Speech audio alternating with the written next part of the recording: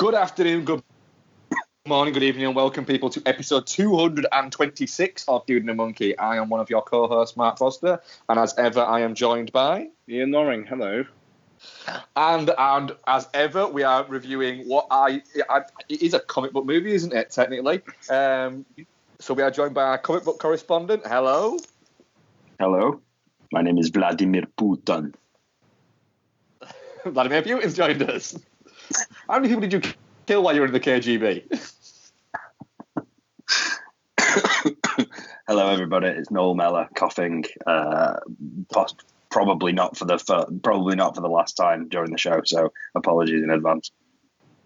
Cool. And yes, this week we are covering Kingsman: The Golden Circle, the sequel to Kingsman. Not The Golden Circle, just Kingsman. So, yes, we're going to talk that. We're also going to chat some trailers, do some what we've been watching, and we'll probably tangent at some points. So, I suppose let's fucking dive into it. Is there anything that's happened this week that we should discuss? We don't need. There is that one thing, but do we really want to? We don't need to talk about that. No, we don't need to talk about Mr. Vienna Sausage, do we? Really? Do we? Harry Knowles is a creepy perv. Who the fuck knew? I mean, fucking come on. That is as much a surprise as Rolf Harris is a pederast. So yeah, fucking hell. You know, yeah. Move on. Is there anything else that's happened? Hugh Hefner's died. Yeah, that's true. Yeah, 91. You know, that's not bad. That's an innings, isn't not the same age as wasn't that the same age as Harry Dean Stanton as well? It was the same age as Harry Dean Stanton, yeah. It's the new 27, isn't it? It's last year's. What was it? Last year's was 69. Everyone was 69 that died, wasn't it? This year it's just 91, which kind of makes you go. To be honest, it's not. That's not gone too early. That's a little bit like, all right, you've done fucking well there, you know. And that body. Well, if it's all of a sudden, no, if you're 91 years old, you better watch out. Chances are you're watching out already. Yeah. Chances are you sat there going, do you know what? Fuck it. Yeah, I'm fine with that. Yeah. Cool. Yes, Ian, what happened to you this week? What wonderful thing happened to you? Last Friday, I welcomed a new addition into my home. Yes. Baby Apple. Congratulations. Baby Apple. Actually, I got two baby apples on Friday. But, yeah, the Apple TV 4K. It's a wonderful thing. Is the menu and everything exactly the same as the normal one? Yeah, but they've upscaled it to 4K, so the screensavers and stuff look really fucking nice. Oh, it's all about the details, isn't it? Like, seriously though, it does. And the thing is, they keep on adding 4K films. Like, yes, earlier in the week, Blade Runner went 4K. Today, Close Encounters of the Third Kind went 4K. I've got both of those. Yep, so have I. They've added District 9. Literally, I only checked it a few hours ago, and now District 9's on there. It's getting kind of ridiculous now. I have a lot of 4K films, so I'm very, very pleased. The picture quality looks really nice, depending on the transfer. Have they added Hot Tub Time Machine on 4K yet? No. Nah, fuck it then. No. It's not worth it. Hold your breath on that one. I will. In the Make Me Laugh section, in the Apple TV 4K section at the moment, they have The Intern, The Hangover, Ghostbusters, War Dogs, Keeping Up with the Joneses, The Entourage movie, How to Be Single, Get Hard, Magic Mike XXL, and Vacation. So, that's a mix. You ain't laughing in 4K quite yet, then, are you? No, and the thing is, it depends on the transfer. So, like, Magic Mike XXL, it's quite a drab-looking film anyway, in all fairness. I like Magic Mike XXL. Kind of looks like shit. And the 4K transfer kind of captures that. Frankly, it's not very impressive. But Blade Runner and Close Encounters of the Third Kind, oh, mama. Yeah, I bet They look Pretty. really fucking good. So, for me, I think it's a worthwhile upgrade. I wrote a 1,700-word review for Vodzilla, which will be going up at some point, I assume, unless Ivan fell asleep reading it. So that'll be about at some point. But it's made me tempted to buy Terminator Genisys because it's on 4K and it's only a $5. Do you know what? I enjoyed that film. So. I enjoyed that film. If I spent a $5 on that and it looked nice on 4K, I'd go, do you know what? I'm happy with that. I'm fine with that. Yeah. The thing is, the way I judge films on iTunes is if I saw it on and this is how I judge it no matter what day I'm looking at it. If I saw that on a Saturday at 7:00 in Sainsbury's on 4K for a $5, would I buy it? Yes, I fucking would. So the same applies on iTunes. I look at it and think, right, I saw that in a shop. Would I buy it for that price? Yes, I probably would. So fuck it. Yeah, but only in Sainsbury's. But only in Sainsbury's, yeah, because I don't fucking shop anywhere else at the moment because I've become that guy. Well, I could buy it from there, but I'll get nectar points if I buy it from Sainsbury's. Seriously. That's why. Sorry, go on. I'm buying FIFA from Sainsbury's, even if it's more expensive, just because I'm looking at it going, yeah, but I get the nectar points, don't I? Yeah, I mean it's I'm like that with American Express because I want my Avios points, so that in 3 years I can get a free coach trip to fucking Dover or whatever. Yeah, but you're gonna sit there and go, do you know what? All of that going, I'm not buying that shirt from that place because they don't take Amex. I'm going to go to the other shopping centre and buy the same shirt from a different place for £5 more because they take Amex. It's going to be worth it when you're fucking flying to Dover going, air miles. Yep, straight up. I just want that fucking, like, business class lounge shit as well. Just once in my life. I just want that. But no, it's for me, it's worth the upgrade. If you've got a 4K TV, you're gonna be pretty much future proofed because they ain't doing 8K for a bit, I don't think. So I really recommend it, but it is expensive. So how much was the actual box itself? $180. But you see, I sold my Apple TV, my old Apple TV, for £85. So it cost me about 100. You see there, if I sold mine for £50, it cost me £130. I just incorporated that into whatever I was paying for a 4K TV.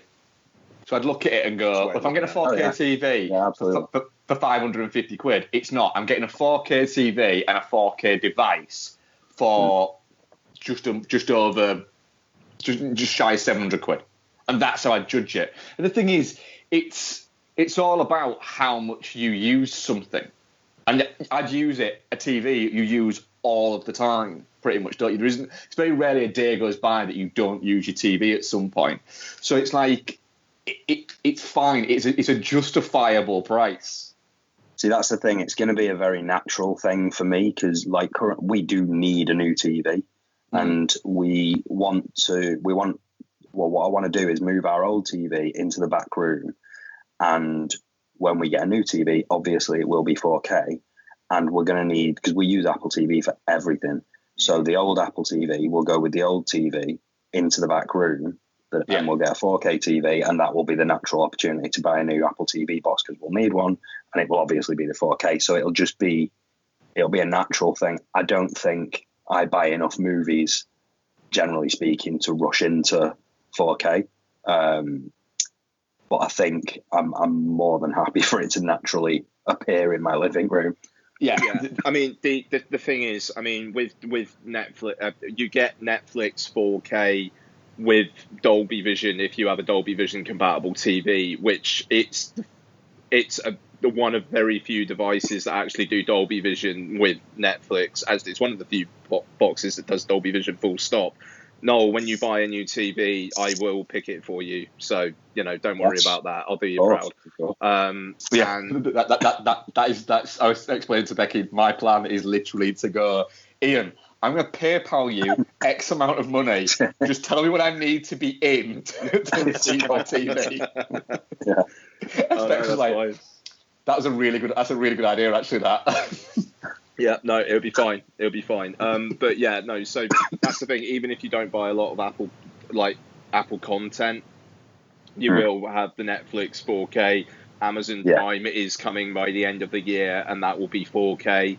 So there would be enough stuff there, but also you do have access to the films. And to be fair, genuinely, no word of a lie, Peppa Pig upscaled in 4K through Apple TV is really nice looking.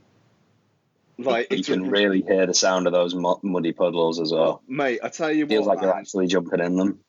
Daddy Pig's face has never looked richer. It's never looked more like a penis. Well, no, it doesn't look like a penis, but oddly shaped fucking penis. That is, come on. The Peppa Pig's snout and the rest of the head looks like a dick and balls. And Daddy Pig's chin beard. Penis pig. Yeah. I haven't been able to look at it since someone pointed that out to me. I was like, oh shit, it does actually, yeah. From then I had to stop watching it. What? Because what were you doing watching you were well anyway? Into it. Why were you watching? I had a child at the time. Okay. Okay, moving on. It's me steering the ship, isn't it? Yeah. It is. So yeah, Ian. So you're happy with your Apple 4K? Did it say you felt it's worth the money that you paid for it? Yeah, because I'm fully ingrained in the Apple ecosystem to probably the fucking worrying extent. So yes. Very good. Cool. Dude, I'm even wearing the headphones right now. I've got my AirPods on. How do you think I'm fucking recording this program on my MacBook Pro? Yeah, that's it as well. I'm sat recording this on an iPad Pro with my Apple headphones. There you go. And I must say, the iPad Pro is fucking fantastic. I love this thing. But one thing I will say is my Apple TV remote flashed up and said 10% battery left on it the other day, and I thought, oh, fucking, is this bullshit? Yeah, how dare you? I haven't charged it for nearly 2 years. Yeah. Do you know the one thing I will say about these Beats headphones as well is, again, the battery. One thing I've wanted Bluetooth headphones for a while, like sort of on-ear headphones for a while. And as you both know, I acquired these for free because I got Claire's MacBook and got these thrown in. So I didn't necessarily want Beats headphones. The audio quality, as people say, it could be better. It's great, but it could be better. But in terms of everything else about them, they're so beautiful to use. And the battery life is ridiculous. It's like 40-hour battery life. Wow. Which, if you just use your headphones like, a couple of hours a day on the way to work and on the way back, you charge them like once a month. Yeah, and one of the concerns I had about Bluetooth headphones was that I'd need to charge them like every day or every other day. But I've had these for like 2-3 weeks now, or maybe 2 weeks now. I've not charged them once. Yeah, so your concern now is, shit, do I look like a shit? Where's my charger gone? Yeah. Yeah, I am still a little bit self-conscious about the branding, but I'm getting used to it. Yeah, once you've got used to that and you've got on board with it and you've gone, fuck it. I'll be that guy. All good. Yeah. Nice. Trailers, what has everyone watched this week? No, you got anything? Yeah, I've got a few things actually. Nice. Unlike me. Nice. The Annihilation trailer. The Alex Garland movie. I was just tempted by it by his name. It's also got Oscar Isaac in it. I was a big fan of Ex Machina. And this is apparently the first of a trilogy, possibly, because it's based on a trilogy of books. It's got shades of Arrival about it, I think. It looks kind of visually interesting, similarly to Arrival, but this is a little bit more colourful than Arrival was. And yeah, it looks decent. It's got Jennifer Jason Leigh thrown in there as well. Natalie Portman is the lead. Seems to be about an area that's been, I don't know if it's aliens have landed or something, but there's a sort of a strange area of land which has been it's very rich with trees and nature and stuff, and something weird's going on in there. I've heard it compared to sort of a cross between Arrival and The Abyss, in that it's sort of like, people going forward to explore something weird and not really knowing what's going on in there, and then this sort of bizarre effect, which looks otherworldly, sort of taking people over and doing things. So it looks interesting. I liked it. It's good. Yeah. Nobody else watched that. Oh, yeah. No, I'm pretty excited for it. I mean, Ex Machina was a bit of a disappointment for me personally, but I'm intrigued to see Garland have another crack. In the end of the day, I'm gonna basically forgive Alex Garland pretty much anything. So I'm up for it. I'm a little wary of the hype cycle already, as I am for the next week for fucking Blade Runner, considering some of the tweets coming out about that. But yeah, I remain cautiously optimistic. Yeah, I'm the same. Watched it and thought, I'll happily watch that. No more than that. It looks good. It looks like I'm mildly excited for it, but for that kind of thing, it takes a lot for me to get kind of excited about. So to be mildly excited, I'm happy with that. Yep. Quite. Apart from that, I saw the trailer for Downsizing, which it's got an odd flavour to it. Who's the director on that? That's Alexander Payne. Yeah. Oh wait, Alexander Payne. He is. Oh, he's that guy. Descendants. Oh, shit. Right. Okay. Yeah. Well, that could go either way. It's got a funny tone. It seems like a funny idea. The thing that struck me about the trailer is there doesn't seem to be any peril or negativity about this situation. It just seems to be a film about how life gets better for these people when they go smaller. You're sort of waiting all the way through the trailer for something to happen, like, oh, well, what starts to happen that makes it all bad then? But that doesn't really come. Do you know what tone it reminded me of? Not in terms of like tone for like its setting, but the kind of like the feel of it a little bit, like you were saying. Is you remember Pleasantville? Oh yeah. It kind of, I don't know if it just felt a little bit that kind of ilk. Like it doesn't. I'm not quite sure where it's pitching itself. Yeah, I mean. Yeah, I think I feel that. Yeah. From what I've heard of it, it kind of seems like the trailers are only really kind of telling you scratching the surface. Up. Yeah. There's a comedy Asian character which some people are finding problematic. Like, she's quite well drawn once you get into her, but she's also, her accent's kind of used for comedy effect, and it is a little bit like, what the fuck are you doing? So I don't. It kind of feels like this one might be a bit of a swing and a miss. But I don't know. It's interesting to see Alexander Payne going high concept, because usually it is just about like almost like unhappy men. That's kind of his thing. So to see him kind of go almost a little bit sci-fi, at least in the setup, it looks like he's pushing himself. But we'll see, I suppose. And then one last one from me, The Killing of a Sacred Deer. So I didn't see The Lobster. It was one of those movies that I kind of sort of half fancied a little bit, and then when I read a bit more about it, I was a bit like, fuck that. Don't fucking watch it. No. It's a rare one. Yeah, I remember your thoughts on it as well. Yeah, it's a rare one where we disagree, because I was quite taken with it. So, yeah. I don't know. I mean, judging by the trailer for this, though, this feels exactly like that again. This could be something that either it's going to drag you right in and have you on the edge of your seat with this really sort of tense, strange situation, or it could piss you off very quickly. I get the feeling it might piss me off very quickly, but it depends, because there's just, I don't know, there's elements of it that feel quite heavy drama where I can also kind of imagine it dragging me in. So I don't know. It comes down to the fact, honestly, it comes down to the fact, what's the fucking runtime, and am I ever going to be in a mood to watch it? So if I'm in the mood to watch it and it's between 90 and 100 minutes, I'll probably see it. If it's 2 hours and a minute. If it's 2 hours and a minute, it's not happening ever, probably. So, but yeah, could go either way. I think that was it. Ian, you anything to add to those? Thought I did. Yeah, I really thought I did. Isle of Dogs?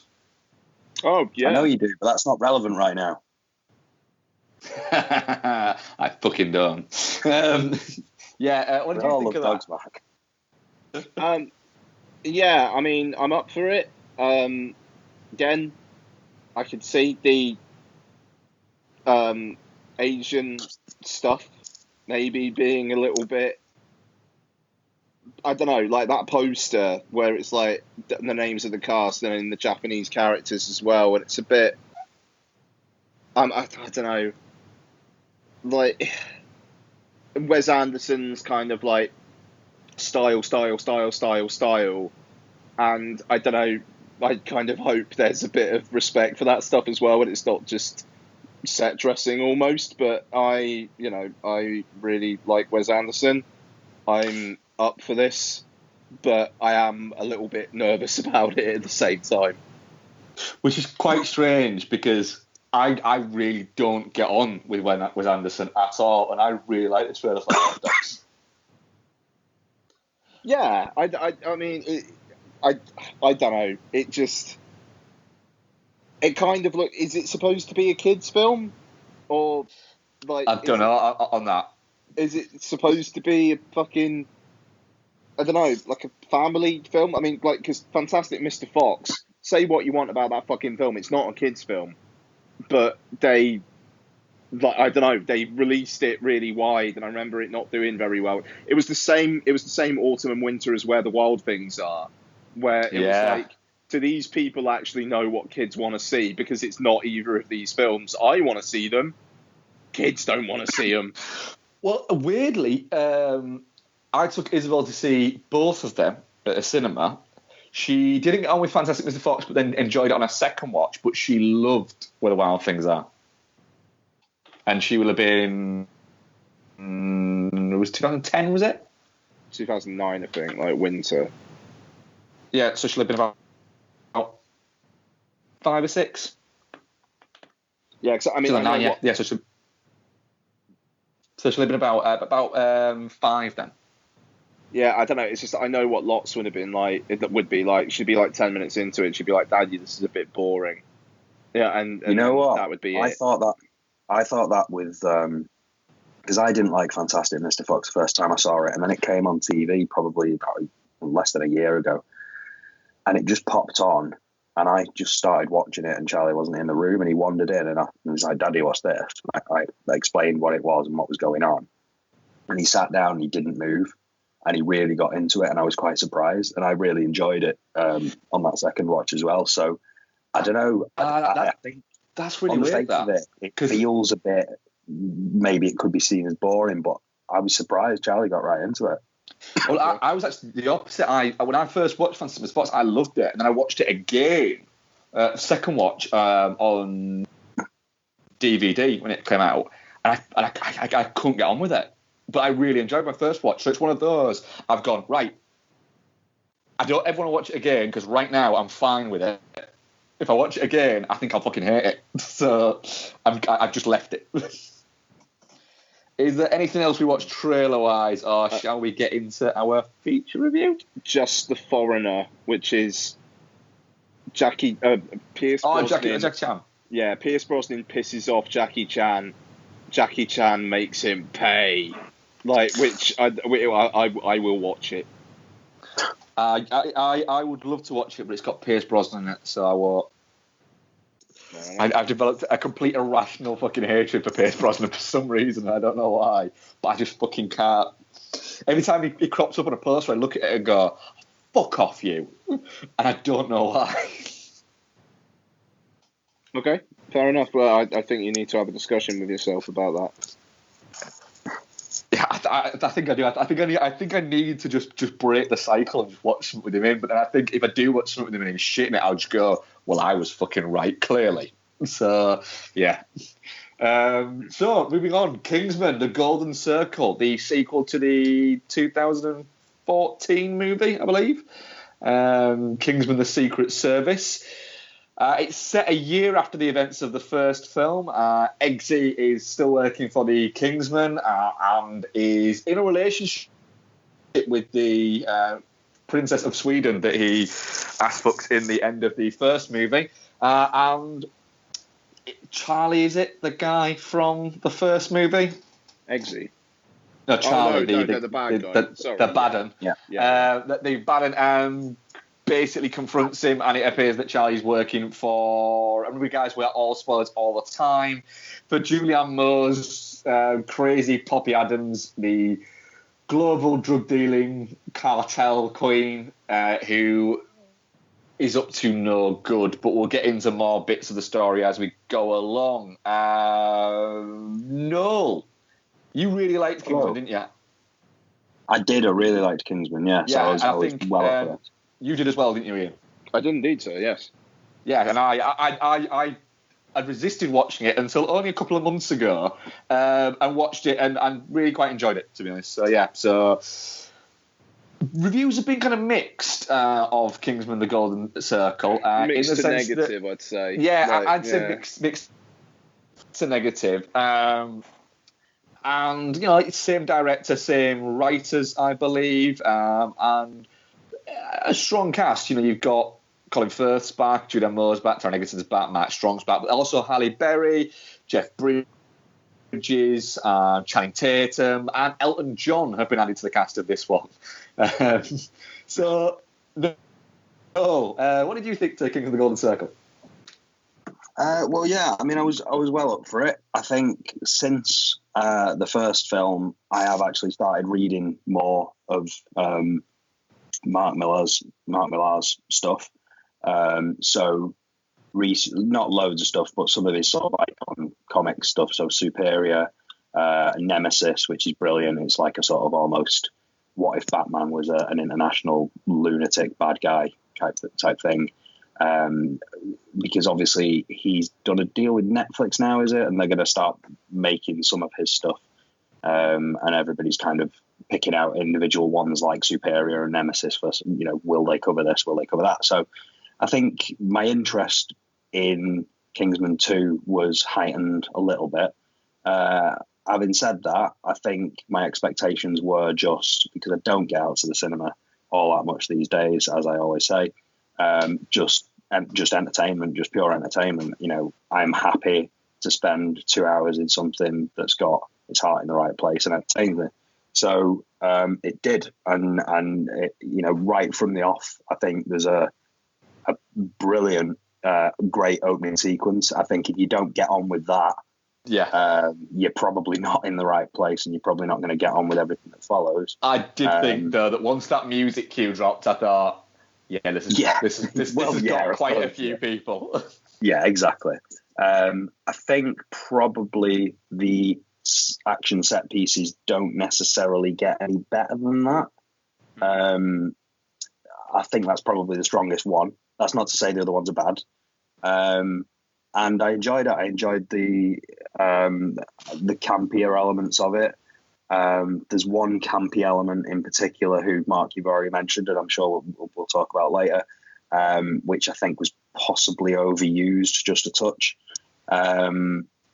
But yeah, it's enjoyable, campy, spy thriller fun, and I got right on with it. Good.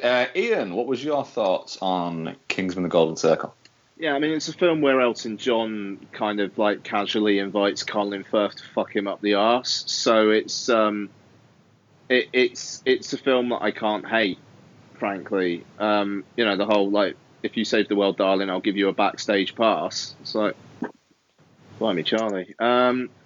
So I enjoyed it. I don't think it's as good as the original. I don't think it's as tight, and I think in its effort to introduce a bunch of American characters, it kind of foregoes some extra moments I would have liked with the original cast. To be fair, some of the American characters are just they're not really there that much. I mean, Channing Tatum apparently was supposed to have a much bigger role, but there were some scheduling conflicts, and it's like, why? To be fair, why was he there? Really? Yeah. There's a few bits from the trailer of Channing Tatum that aren't in the movie. Yeah, I mean, quite prominent bits in the trailer as well. Oh yeah, no, the whole it's like, well, that's very American. It's like you bet it is. Like that's not there at all, is it? Not in the film. No. And it's in every single fucking trailer. Yeah. But I mean, to be he's very prominent on the posters as well. Yeah, I mean that's it. I mean, they're loading up with guest stars basically. I mean, Jeff Bridges was probably there for a couple of days. Halle Berry probably wasn't there for that much longer. I mean, you got Jeff Bridges, Halle Berry, Channing Tatum, and to be fair, Elton John was probably on set more than any of them. That's kind of weird. But Elton John, comedy genius, was a treat. I had a very, very good time every single time he was on screen. I don't think he was overused in the slightest. So it's just different comedic tastes. I like a haunted house too. I just have a sophisticated taste for comedy. No, I think it was just I was enjoying him so much. Like, I mean, the bit where Julianne Moore's kind of walking across and talking about the stages of this drug and its effects, and it gets to Elton John at the end, and he's going, "What the fuck have you done to me, you bitch?" And then he just sort of like she reveals it, and he goes, "Get out of my fucking room! Get out!" I like the fact that even at the end bit where it's played out, he's still in the background shouting at that guy. Yeah. It's just after that, I think with the scene where they involve him in the climax, it just got a bit too much. It became less of a cameo and more of a part, and I don't know. I mean, the shot where it's the eye view of the robot dog and it's coming up on Colin Firth, and then Elton John just jumps in the frame smiling, and then it just comes up on the screen, Elton John detected. I don't know. Friend. Friend. I don't know, it's just something fucking mental about just a look on his face as well, which I don't know. I just thought it was a great deal of fun. But the film is well over 2 hours long. It could have been less than 2 hours. You didn't need Pedro Pascal, bad guy, for what reason? I mean, they do explain it, but it's a bit fine, whatever. Because I rewatched the first one last week, and I think that film, it's about 2 hours, but it's also quite tight. It tells its story and it gets out. There's not a lot of fat on that film. It's just got quite a lot of story, and there's nothing. I don't think there's anything as interesting in this film as the bit where all the world leaders' heads blow up to the tune of Land of Hope and Glory, and it's those colourful explosions. There's nothing quite as daring here. I mean, yes, you've got the moment with the Glastonbury sequence, but that almost feels like Matthew Vaughn was like, if people fucking didn't like that joke in the first one, wait till they get a load of this, and that's all that was really there for. Right, so because I was kind of in a work haze when all of the furore about this was going on. I'm very confused about this. Is that what people had? So people had a problem with him finger banging Adele Dean? Yeah, I mean, I suppose is that it? Yeah, I mean, I don't know. Fucking hell. Have we really? I'm confused. I Have don't we really understand. got to that? This is literally. I mean, on the scale of, you know, Are we confused about the same thing? Yeah, no. Yeah, on the sex Let's scale. go. This is the first thing that you do when you're like 13 years old. There's nothing taboo about this. Like, why is this a bad thing? I think it's the fact that he's basically fingering this girl for purposes that aren't. I don't know. He's fingering her for king and country, really, isn't he? Though, so it is a bit. James Bond does that in every single movie he's in. Why is it? Yeah, why but is you don't see. I don't know. You don't see up her with a shot of the thing actually like going through the fucking vagina and stuff like that. You know, it is. Well, they haven't thought of it. I thought it was a little I'll be honest. bit much. I laughed. I laughed. I thought it was great. No, I mean the bit where he's like calling his missus and saying like, right, I've got to do this. I thought was good, and the fact that that girl is his girlfriend in this one, I thought was a really nice little fuck you to people who had problems with the first one. It's a very sweet touch from a filmmaker who you could accuse of not having any kind of sweetness within his movies. Yeah. So, I mean, I don't know. Like, the thing is, as we've gone over on the show before, I am more conservative than Mark when it comes to that thing. I wasn't offended by it, but I see more why people have a problem with that than why people had a problem with the thing in the first one. I thought it was going to be something really bad. And it was, and I did kind of think, something else is going to happen later on. But if it was that, I was a little bit like, oh fucking hell, really, people, really? I think it's got more to do with the fact that, like you kind of hinted at, Ian, we've not seen that before, and well, then clearly people haven't seen Enter the Void. Well, yeah, a lot of people haven't seen Enter the Void. To be honest, they should watch Enter the Void. Yeah, but maybe people don't expect to see that in something like this. Whereas actually, I don't know. That really confuses me as to why that's offensive. Me personally, I just don't. Why this is more of a thing than the other thing. I don't know. It really confused me because when I knew there was something, it's like Mark was just saying, I knew there was something that was going to come up that was apparently an issue, but I didn't know what it was because I don't read reviews and I try not to read too much about a film before I see it. So I knew something was going to come up. And then when that happened, it was literally like Mark said, it was a case of, it won't be that. And it was, so I'm just, I don't know. I think there's maybe an aspect of invasiveness to it that maybe men might not get, but I don't know, maybe we'll just leave it there. More invasive than anal sex, or... But yeah, I know, but at least she's kind of off, like, she's in the first one. All right, fine. So in the first one, my issue with the fact that people have issues with it is that it's kind of just, it's a joke. It's not a very funny joke, but she's saying, if you save the world, I'll let you do me up the bum. Which is referenced again in this, where she says to him, "You're going to save the world." And she says, "Well, you know what happens if you save the world." Quite. And I thought that was a good little fuck you. But here, he's putting something in her that she's not aware of. And that I could see why that could be problematic for people. Yes, I can, but it is just a little bit like people have gone, oh, we could be offended by that. Oh no, yeah. Again, it's more of people actively looking to be offended rather than just fucking being offended. No, I agree with that. But if somebody did take genuine, I'm not happy with that to it, then I would understand why. I'd say don't go see fucking Kingsman: The Golden Circle. I think there's probably a case to say that as well, though. Yes. Yeah. Yeah. What do you think? Anyway, sorry. I really enjoyed it. Yeah. Oh. I really enjoyed it.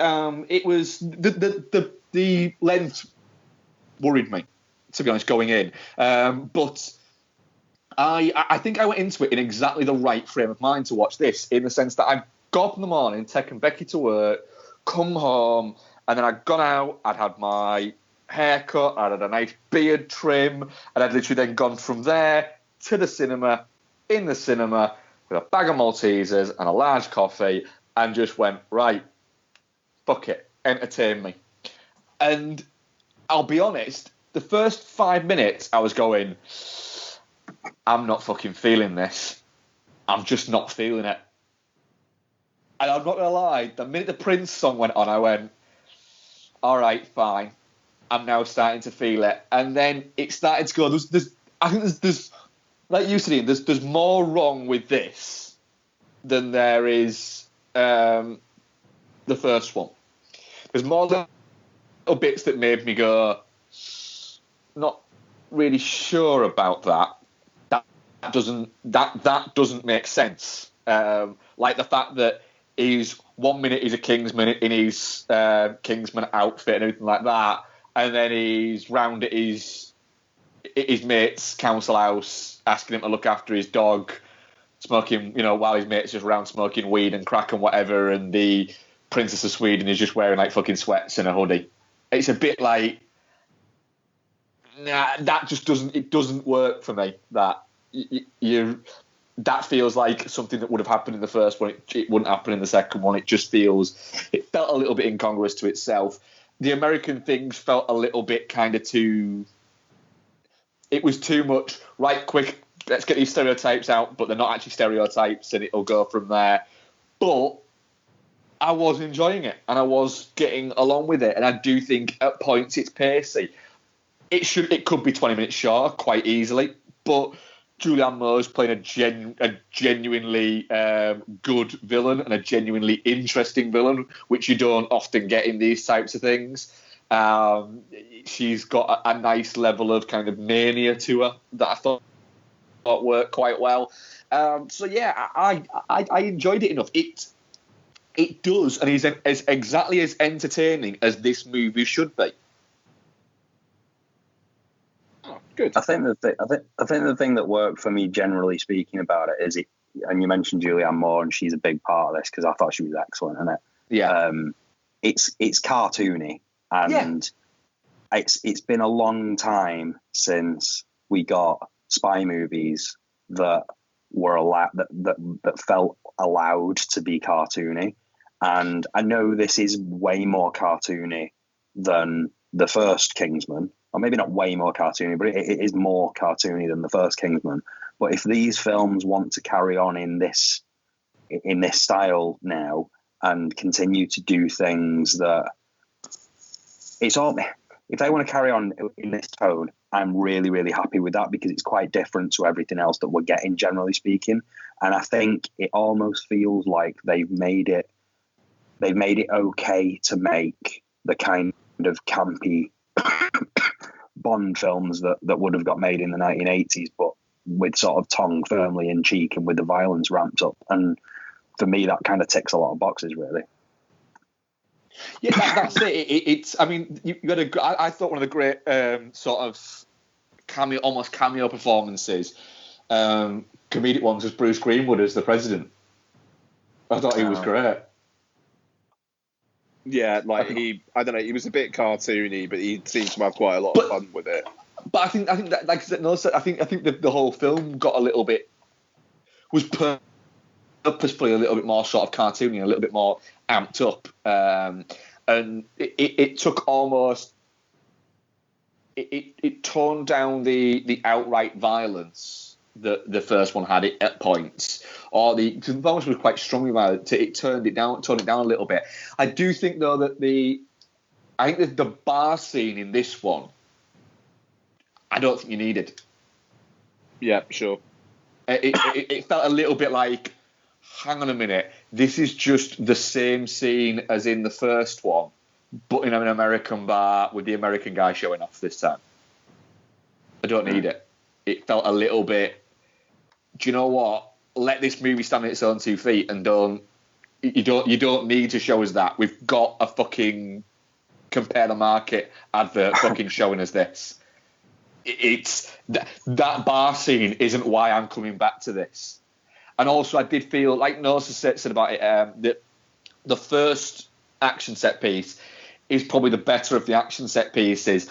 And by the time you get to the fight in the diner after Julianne Moore's died with Pedro Pascal, I was a little bit like, all right, here we go again. A song, a spinning camera, and fighting.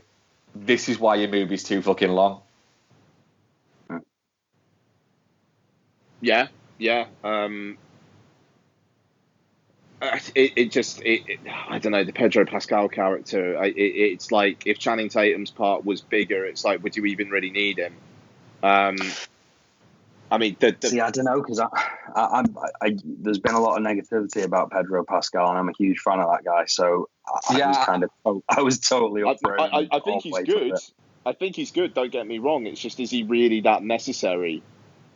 Well, I think he's necessary. I think he's necessary for the plot. I'd flip it around and ask if Channing Tatum was really necessary. Or that, yeah, just one. Yeah, I mean, other. That's a fair shout. Yeah, because it felt like he was going to come back and do something, and he really didn't. But with Pedro Pascal, I think he's kind of the thing that forces. I don't know the character's name. What's he called? The English guy. Eggsy? Harry Hart? No. Merlin? No, is he Merlin? Yeah, he's the original Merlin. Yeah. Hang on. Are you talking Mark Strong or Colin Firth? Colin Firth. Harry Hart. That's Harry Hart. Yeah. Is that his name in there? Yeah. Codename Galahad, isn't it? Yeah. Oh, he's Galahad. He's the original Galahad. Right, okay, yeah. Sorry, confusing. What was I saying? Oh, yeah, he's the kind of, like, Pedro Pascal is the thing that rubs up against him and sort of forces him to remember, really. And, you know, that sort of, that thing in the back of his head that Pedro Pascal is working for the other side is the thing that sort of snaps him back into action a little bit more. So he's a working cog in the plot, I think.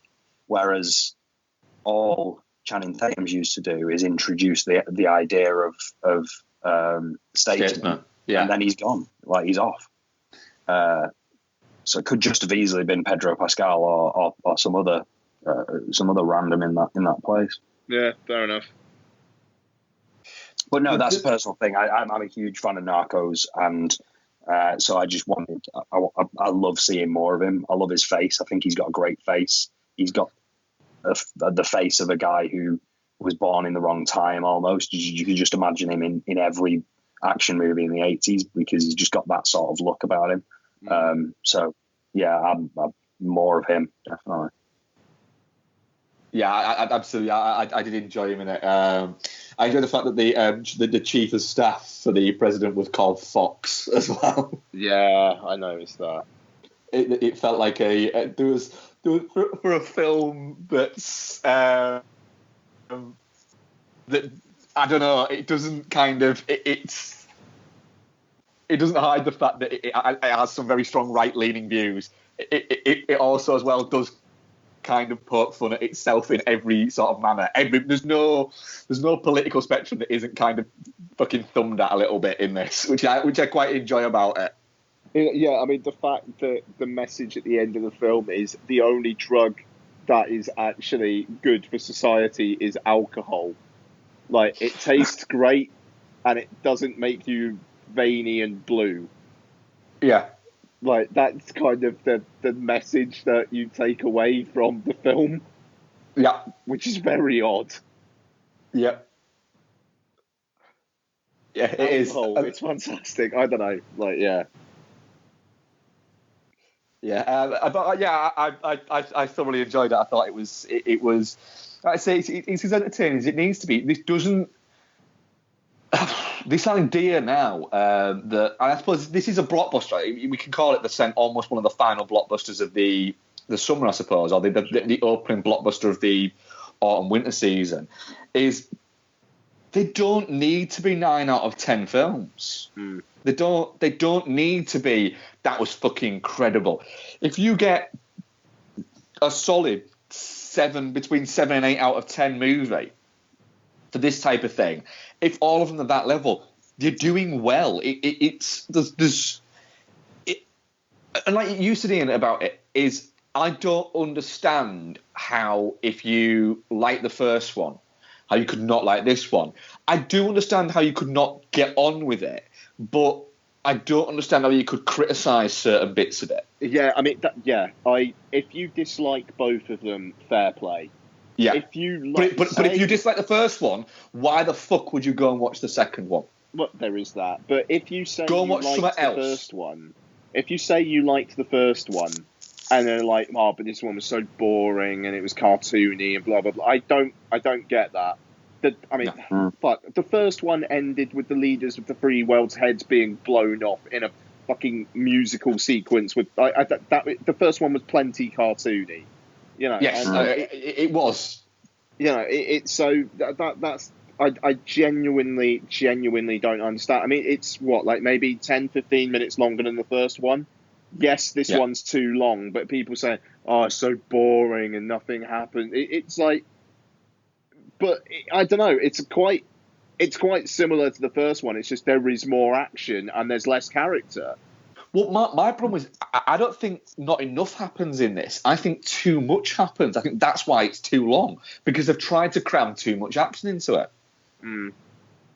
Yeah, I don't know. It's just, what do you take out? It takes too long for them to actually get to Statesman. You got that whole kind of like, they don't believe who they are kind of bit that goes. So they have that fight with Channing Tatum, and the bit where they're being interrogated. Oh, do we really actually need this? But then it's also got the scene where they're just getting pissed. Like him, Taron Egerton and Mark Strong. I really like their dynamic in this, by the way. I thought Mark Strong was really strong. Yeah. But like when they're getting pissed, it's funny. So that's the thing. There's enough in here to keep you going throughout. And Julianne Moore is like really interesting. I mean, she's not physically imposing, but they set her up as just this fucking mental bitch, which I thought was really fun. And do you know what? When I was looking at it going, do you know what? That's the fucking lair. I love that lair. That lair is cool as fuck. Yeah. That's somebody who's gone, I am really fucking rich. So what can I do? I'm basically going to build something pretty fucking cool. And I'm going to kidnap Elton John. The one thing I would say about, not necessarily something I'd take out, but something that could have been rethought a little bit because it did slow things down, is getting Colin Firth's character back into the story. Yeah. I mean, I know it was kind of necessary, I suppose. I know that's obviously they wanted, they had the issue of they had killed him and they had to bring him back into this. So where has he been all this time? What's he been doing? And why has he not made himself known to the Kingsman? Well, okay, he's got amnesia and he's been with these people all this time. So that requires then for you to pull him out of that amnesia. And so that whole setup, that whole situation there adds a lot of weight to the script and adds a lot of plot. And I think if they could have figured out a better way of dealing with that, or a better way of bringing him back into the story, that could have took a nice slice out of the middle of it. That might have helped. Yeah, I think it's one of those where you could easily shave 15 minutes off in a minute here and a minute there. Yeah, sure. Well, the minute where they're flooding his cell and stuff like that to sort of shock him back into it, it's a bit like, well, was that necessary, or is there another way that we could have done this? Or, I mean, you can either shave that section down to bring him back round more quickly, or you can rethink his reasons for not being in the, for not having revealed himself to the Kingsman. Maybe he used the opportunity to get away from the Kingsman and go and be a butterfly scientist in South America somewhere or something, and he's intentionally stayed away. It felt like there might have been an easier way to do it where it wouldn't have been so consuming of the time, of the 2 hours 20 of the film. I mean, I personally, I didn't find it too much of a problem, but I could certainly see why some people would think it slowed a little bit in the middle, and maybe that's why they didn't get on so well with it. So I think it's just that element for me could have been a bit tidier. I'm saying that. I'm saying it's a little bit too long, but I am going to do when because Becky's not seen either of them. What I'm going to do when this comes out on iTunes is get them both and say, right, we're going to watch these and do them over a weekend. Because I do think they're fun. Is there anything else we need to add, or have we kind of wrapped up on Kingsman: The Golden Circle? Yeah. Oh, just one very quick point. When he discovered that Delavigne lady at Glastonbury, I spent the rest of the film not knowing who she was, 100% convinced that she was Kesha, doing a really good English accent. Yeah, no, she's I definitely genuinely not Kesha. thought that was Kesha, but there you go. No, I'm not the target market for Kesha, so no, nobody is. Mike is apparently. What? Mike is apparently. Oh, really? He loves a bit of Kesha, yeah. He does love a bit of Kesha, yeah. Well, everyone's got a little bit caught up mental affairs, haven't they? So, Kingsman 2, well, actually, it was quite divisive on our, what is it? So, I'm guessing we're all definitely not shit. Yeah. On this, yeah. Definitely not shit, 50%. Touching cloth, 10%. And shit, 40%. Wow, okay. So, yeah, that's quite divisive, that is. I'm surprised at that, to be honest. I'd have gone one of the other ways more on that. So, quite interesting on that. Right, Noel, what have you been watching this week? Well, more TV than film, to be honest with you. I did, however, rewatch Ang Lee's Hulk, just because it was on ITV2, probably. Of course it was on ITV2. Every single day. No, but it was one of those where it just sort of popped on. It had just started, middle of the day on a Sunday or Saturday, I think. Charlie loves the Hulk. He's probably one of his favourite Marvel characters. Charlie's never seen it. I thought, hey, it's quite comic booky and cartoony. Charlie might sit for it. Didn't tell him what it was, and then when the Hulk sort of appeared, he was excited by it and stuff like that. And then he lost interest completely and walked out of the room and went off doing whatever it was he was doing. I carried on watching it. Ang Lee's Hulk is a film that I've always kind of defended, and I've always said, no, fuck off. It's not that bad. You know, it's very comic booky. It's not brilliant, yeah, fine, but it's enjoyable and it's watchable. This rewatch really kind of changed my mind about it. I'm starting to see all the problems. It doesn't deal with the character very well. The story really isn't one, and the effects have dated horribly. So yeah, a bit of an awakening. It's not a film I will ever defend again, because I think I can kind of see through it a little bit more now, which is a bit of a shame, because I don't like being minge-faced about these things, but it's not a good film. Film-wise, apart from that, I watched The Last Unicorn, which we will be talking about on another show. Yeah. And apart from that, I've been catching back up on Narcos season 3 just dropped on Netflix, and I'm a huge fan of that show, and it's back, and Pedro Pascal is now kind of the lead detective in it. The other American detective is not in the frame at the moment. I don't know if he's going to pop back into the show or not. And of course, Escobar is gone, and it's about the sort of gangs that carry on now that he's dead, and sort of how they're sort of fighting over territory, and how they're very different to to what he was, and in many ways they're more dangerous because they don't present themselves and put themselves out there in the way that he did. So I've watched the first 3 episodes now, and it's really, really strong, and I'm just delighted to have it back in my life. That's about it, really. New films. Cool. Narcos one's weird ones. I'm fascinated by the whole Pablo Escobar thing, and I was really enjoying Narcos, and then for some reason I had a couple of weeks where I didn't catch up with it.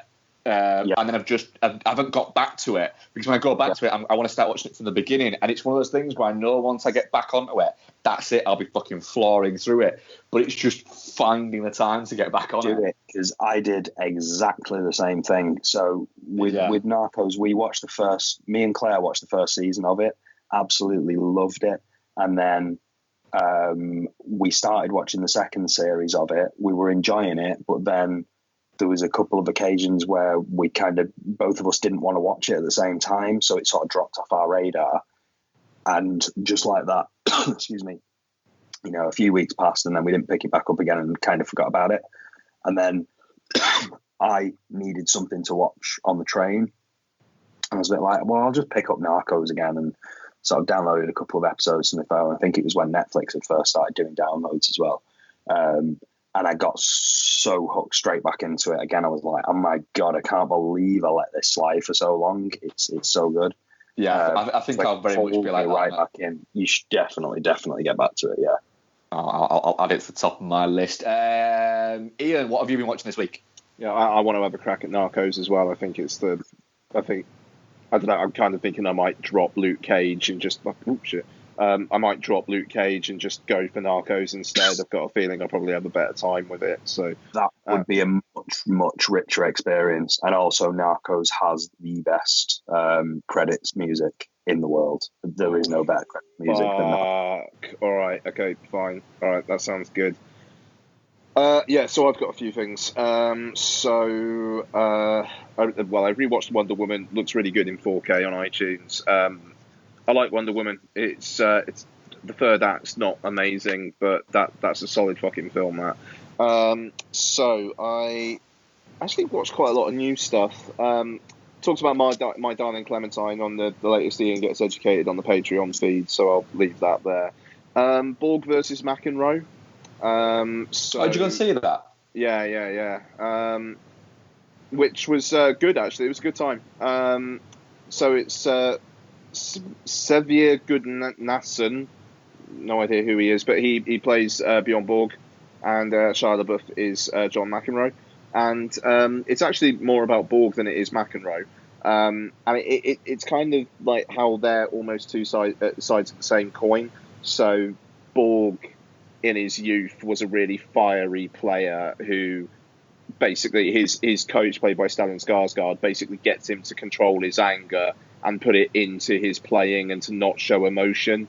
So he's known as the Ice Borg. And then you've got John McEnroe, who is actually like a really intelligent, well-educated, like good kid who just had a shitload of pressure heaped on him by his parents.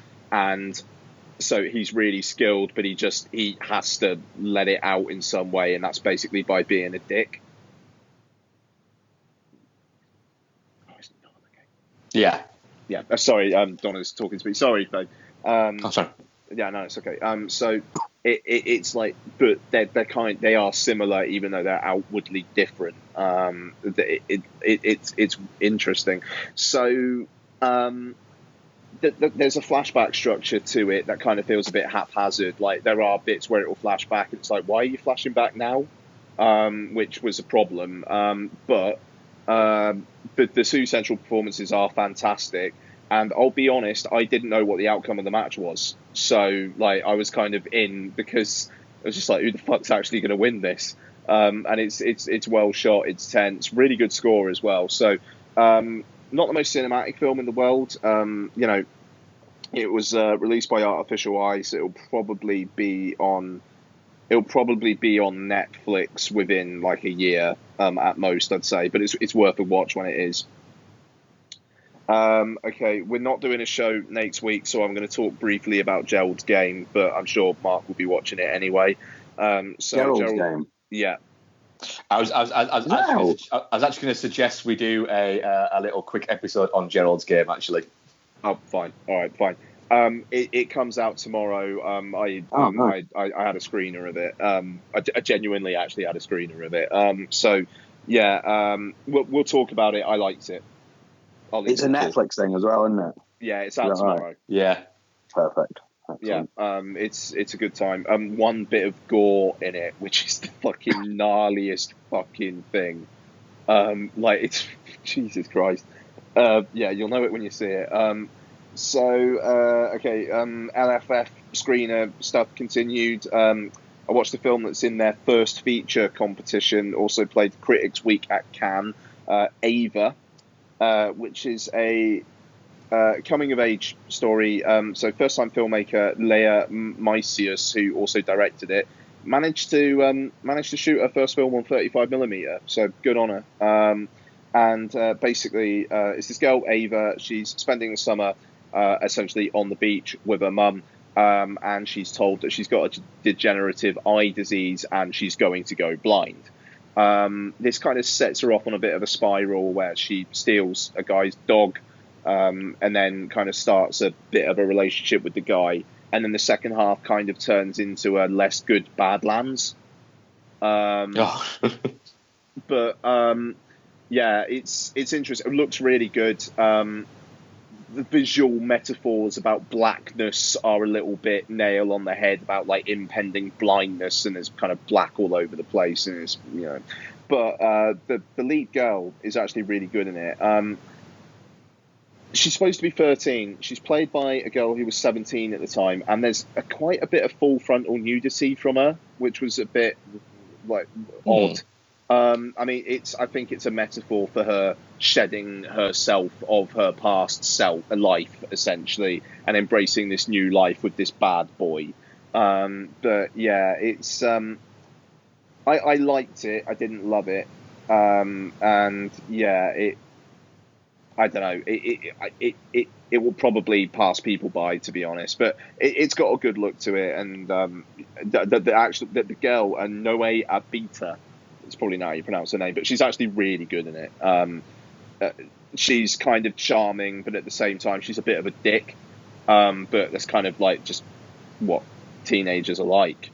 They have their moments, but they can be dicks. So, hey. Yeah. So, moving on. I watched The Bad Batch. So this. Oh, what's that like? Yeah.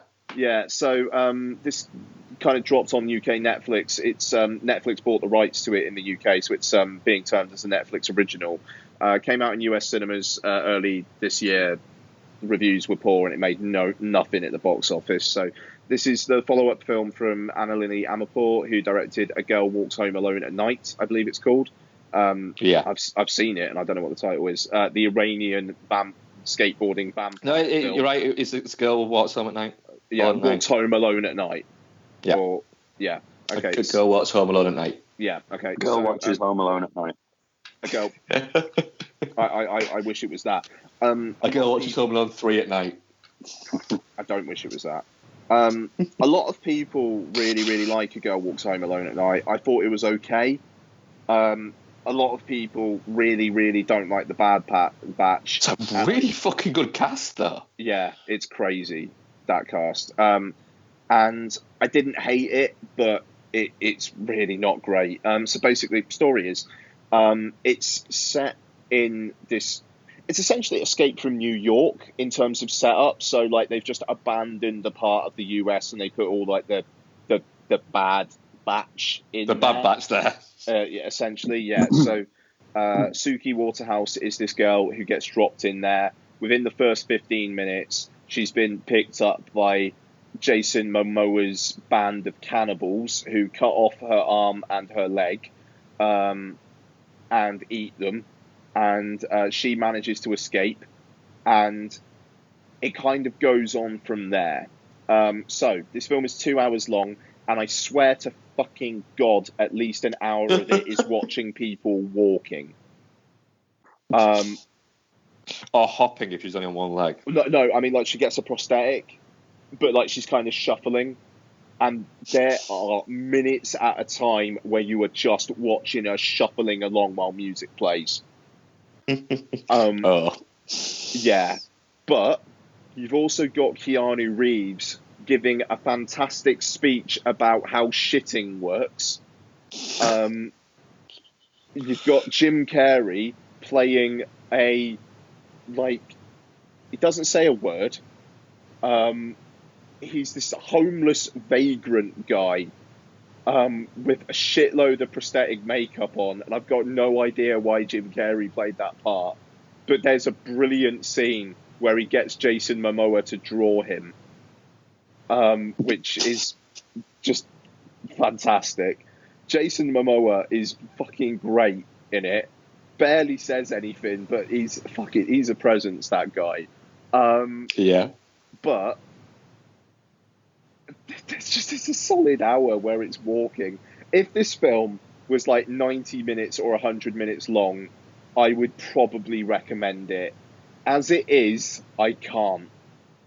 But if the premise sounds interesting, there's enough interesting visuals in there, and there's enough kind of oddness to pull you through. And to be fair, the last half hour or so is a lot more interesting than like the hour before that. But there's an awful lot of sludge you have to get through. So yeah, it kind of feels like a director, because she also wrote this, who maybe got a little bit high off her own supply of the reviews. Yeah. Got a lot of actors interested. I mean, yeah, so it's Suki Waterhouse, Jason Momoa, Keanu Reeves, Jim Carrey, Giovanni Ribisi, who's in like 2 scenes. Apparently Diego Luna's in it. I didn't even... Is he? All right, fair enough. I didn't even know he was in it. So yeah, there's a bunch of people in it. I'd be intrigued to see what you guys think, but I also think you'd think it's a waste of time. So there's that. Well, I am actually tempted to waste my time with it. Yeah. I don't know. I'd like to get your thoughts on it, but yeah, I mean, it's worth it for fans of Jason Momoa, maybe. Well, I am a fan of Jason Momoa, so... And like I say, Keanu Reeves is maybe on screen for about 10 minutes, but he's pretty good when he's on screen. So there's that. That's fine with me. Final one, another Netflix original, which comes out tomorrow as we record, Our Souls at Night, or Our Souls at Night. You know, so...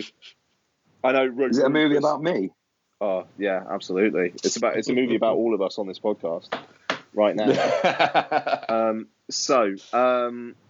The most interesting thing about this film is something that I talked to you guys about on WhatsApp yesterday.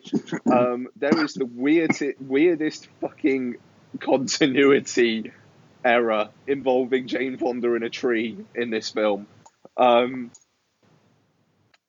it's fine. It's basically Jane Fonda and Robert Redford. Their partners are both long gone. Jane Fonda goes around Robert Redford's house one night and says, "Do you want to essentially sleep in my bed with me? Not have sex, just sleep in my bed because it's lonely at night." And then they kind of start having a relationship, and it's nice. It's gentle. It looks not very good. There's a random tree. It sounds like a movie that there's just no point in. Not really, no. Matthias Schoenaerts is in it, and it's in a really fucking... he's an interesting actor, and it's such a fucking thankless role, and it's like, why are you doing this? He likes doing that. Yeah, he's fucking great. I wish he did more good stuff. Like The Drop, man, he's so good in The Drop. He is very good in The Drop. And that fucking... What was that film that he actually came to prominence in? The one about the fucking... The Loft. Sorry? No, The Loft. I want to say Mustang, Bullhead. but I know that's wrong. Bullhead. That was it. He's fucking brilliant in that. He is good in Bullhead. So, and he just turns up and says, whatever. Robert Redford and Jane Fonda, they're really good together. You know, they've got really good chemistry, and the scenes of them kind of basically falling in love are lovely. But then there's also a scene where they go out in public for the first time, and the extras The director, basically, or the fucking AD, says to the extras, "We want you to look like you are seeing the most controversial thing you have seen in your fucking lives." So they are walking down a street, and every single person they pass is craning their neck and looking at them. One extra actually mouths, "Oh my God." Like, literally, you see her mouthing, "Oh my..." It's Robert Redford and Jane Fonda walking down a fucking street. Do you think maybe they said to them, "We want you to imagine that Taron Egerton is finger banging Kesha at Glastonbury," and that was the faces that they pulled? Yeah, that pretty much. That would have been good direction. No, I mean, it's not for this audience. I got paid to review the fucking thing, so there you go. Review's going to be up on Vodzilla. I talk about the tree. I'm done. Cool. Right, I have a couple, but not too many. Rewatched Everest. Nice. A couple of years ago. I still really like Everest as a film. It's the thing is, I watched it with Becky, and Becky had no idea about the story or anything like that. And about halfway through, she paused it and said, "Right, there's like an hour left this movie, and they've got to the top of Everest." And I was like, yes, they have. And she went, "So there's an hour left and they've got to the top?" I was like, yes. She went, "So basically, within the next hour, we're just going to watch all of these people slowly die, aren't we?" Oh, yeah. I'm not saying anything. She's like, "We fucking are, aren't we?" And then that's kind of what happens. Everest is one of those weird movies in that it's a mid-budget movie that looks really fucking good, and it looks like they're clearly not up Everest, but it kind of looks enough like they are that you get involved in it, and you actually start to kind of give a shit, even though you'll watch it going, "Well, I know all these people are going to die, because otherwise it's just people going to the top of a mountain then climbing the back down, and that's not very interesting." But yeah, it's in that weird little period where Jason Clarke was in big movies, and now he's not anymore. And I kind of go, they tried. I wish Jason Clarke was in big movies again, because he's fucking great.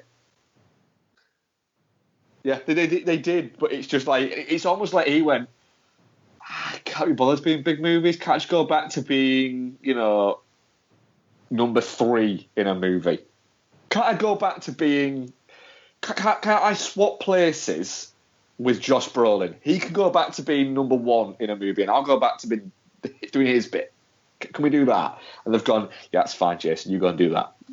So yeah, I really enjoy Everest, and it's on Netflix at the moment. So it's well worth a watch if you enjoy kind of being depressed, but having it look nice while you're being depressed. So yeah, I enjoyed my rewatch of Everest. I watched Star Trek First Contact because I suggested to Becky we watch Star Trek, and I was actually meaning the new Star Trek, and she said, "Which one?" And before I got a chance to say the new series, she went, "Ooh, can we watch First Contact? I love First Contact." Like, yeah, fine.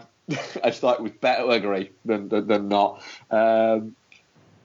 It's a Star Trek movie, so it's kind of a lot of fun in the sense that they're a bit naff, but they're also really quite entertaining in the sense of being naff. They're good family movies. They're a great movie that you'd watch on a Sunday afternoon. So I was fine with watching Star Trek First Contact on a Tuesday night. I think I watched it.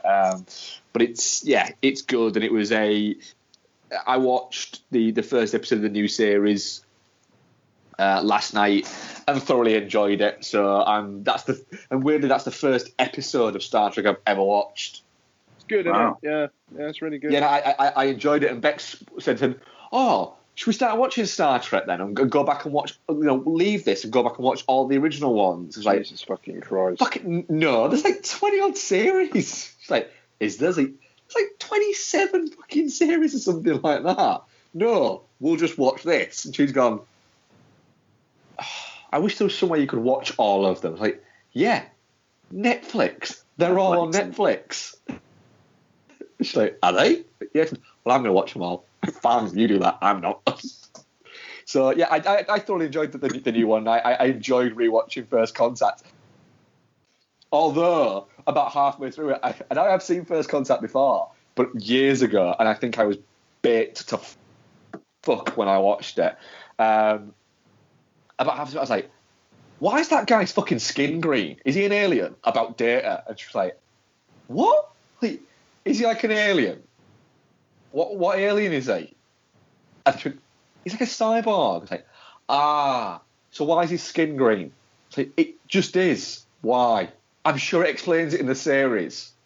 And so I was about to Google why is Data's skin green, and then I got told by Becky that I wasn't allowed to Google why is Data's skin green. So I tend to agree with Becky when she tells me and not do stuff like that. So I put my phone to one side and didn't. So I'm sure somebody will tweet us to tell me why Data's skin's green, but it probably doesn't fucking matter. But yeah, I enjoyed rewatching that as well. And I also rewatched Enemy at the Gates for some reason. Yeah. Not sure why, but did decide to rewatch Enemy at the Gates. It's a bit pants, this Enemy at the Gates. I still can't work out why, when it's set Stalingrad, why they've decided to give Jude Law what is at points an East End accent and what is at points almost a Mancunian accent at points as well. Very good, Mel. Yeah, do it. And then also why Bob Hoskins comes in and plays essentially somebody in an East End pub doing an impression of a Russian. It's quite something. It's a bit pants, but the story's actually quite interesting in the sense that you've got two snipers going against each other in Jude Law and Ed Harris, and Jude Law's almost kind of in awe of Ed Harris, and he's saying, look, he's better than me, I can't beat him, but the whole propaganda machine is based around the fact that he will beat him, so he's still been told, no, you've got to go and beat him, and he's like, but I can't because he's better than me. And the weird thing is it's not that the acting is fine, but the accents are all over the place. But the set design, the production design is fucking fantastic for this movie. It looks... I mean, it still cost like $70 million in 2001. But it looks like it cost like twice that much. There's fucking... The sets are incredible in it. I was actually quite taken aback of how amazing it looks and how grimy it looks at points. So yeah, I really got on with it on that, but it's also the other point of it is, and it's weird because it's shot by the guy who shot The Notebook and Alpha Dog. Okay. Yeah. Interesting. Yeah. Okay. Yeah, it's Robert Frise who shot The Other Woman. Yeah. He also shot like Alpha Dog and Hotel Rwanda and The Notebook, and he did actually shoot 7 Years in Tibet, which is another movie by Jean-Jacques Arnaud, but it's over 2 hours long, and it contains the most awkward sex scene I think in movie history, where you've got Rachel Weisz and Jude Law having sex in the middle of on a pop-up fucking like bed thing. In the middle of a room where a load of other guys are sleeping, and it's a bit like, I'm sure you could find somewhere else. Just go somewhere else. It's a little bit weird. You can watch it going, do you know what? If you could have Rachel Weisz, you kind of go, do you know what? I want to enjoy this. I don't want to be nervous in case all of these other Russians wake up. So can we just find somewhere else? I'm sure we can. Yeah, it's not worth rewatching, but the production design is fucking great, is what I will say on it. Sweet. But that's all I watched from there. So Ian, we're not having a show next week. I was saying that I wouldn't mind doing a quick sort of 10-minute quick review of Gerald's Game, just 'cause I'm really looking forward to it. Yeah, that's fine. Yeah, happy to do that. in that, and I don't want to miss it. So either we'll cover it on not next week, the week after, or we'll do like a quick show. Something like we'll work it out. But what are we? Well, if you're going to watch it, I'll probably watch it if you. Yeah. Oh, nice, cool. Yeah. We'll sort something out. We'll work something out. I bet you watch it. Let's just bloody do it when we do fucking playing it forward. Then is it? Yeah. Yeah, might as well do. Yeah. Bex will jump on and join us for that. Sweet. Cool. So we're doing playing it forward next week instead for you, aren't we? Yeah. What are we covering though? Oh yeah, what are we covering now? Well, I will be covering. Sorry, I just drifted off. I will be covering The Last Unicorn. You, Ian, will be covering The Devil Wears Prada. Yeah, boy. And Mark will be covering Being There. Yes. So this time around, I've bought for Ian. Ian's bought for Mark. Mark's bought for me. Yeah, I'm very much looking forward to watching all three of these. Maybe we could put Solaris on ice until the next the playing it forward after, and we'll do Gerald's game instead. Then that might work better, actually. Yeah. I'm good with that. Cool. Let's do that. Then. We do actually have a question as well. I'm sure we did. Let me double check if my phone will not run out of battery before I get to it. Where are you? Here we go. Ethan Embar at Ethan Bar 2. If Dude and the Monkey was a Kingsman / Statesman setup, what product of fine taste would be your decoy purpose? Raspberry lube. Yeah, it probably would be something like that. I don't know. It probably would be. An Oreo milkshake. High-end sex toy. We'd be the purveyors of filth. That was a solid ending. Yes. Keeping it in that fucking toilet where it belongs. Yes. So what we're covering the week after, Ian? It'll be Blade Runner, won't it? Bit of the old Blade Runner, innit? All fucking 2 hours, fucking 40 minutes of it. How bloody long that film is. In all of its IMAX glory. Oh mate, fucking! I'm very excited for that. I'm very excited. Literally, while we were recording, my friend just texted me and said, "Do you fancy Blade Runner in IMAX?" But Claire's away that weekend, so I'm not going to be able to make it. But I probably wouldn't have anyway, to be honest. Well, yeah. I might pop and visit you that weekend on our way back because Bexy's saying we have to go to the IMAX to watch it because she's not excited. So we'll drop in and say hello on our way back through on the Sunday then. But that's our plan. We're going to go through to the Manchester IMAX to watch it because Blade Runner's Beck's favourite movie, so she's very excited for it. And she's like, "Do you know what? Fuck it, we're going to the IMAX to watch it." I was like, "Do you know what? I'm not gonna turn around and say, don't you think that's a little bit excessive driving all the way to Manchester just to watch me?" Because she'll use that against me at some point. That's true. Yeah, that would be a silly thing for you to say. It would be, yes. That was episode 226. Fuck, we always do this and forget which episode we're on. No, you're right. You're right. Cool, yes. Is there anything we've forgotten or haven't covered or anything like that? I feel it's a nice pacey show. I'd just say, film geeks, can you stop fucking assaulting women, please? Yeah, and also, if you're gonna, which you shouldn't, right? Pick something that actually at least fucking sounds sexy to talk about your penis.